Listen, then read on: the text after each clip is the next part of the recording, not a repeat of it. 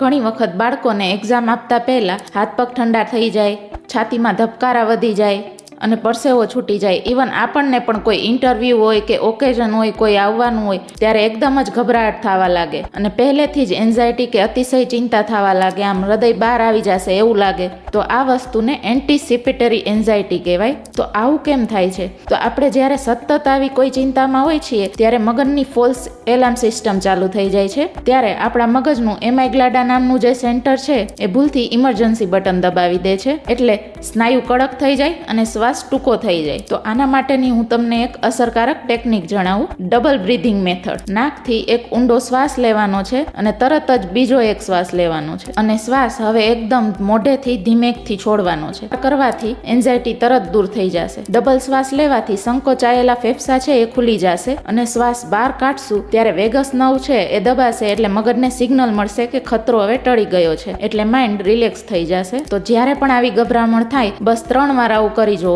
તમારા હાથ પગની ધ્રુજારી તરત જ બંધ થઈ જશે અને ધબકારા એકદમ નોર્મલ થઈ જશે. તો આ રીલ એવા વ્યક્તિઓને શેર કરો જે મુસીબત આવ્યા પહેલા જ વધારે ગભરાઈ જતા હોય.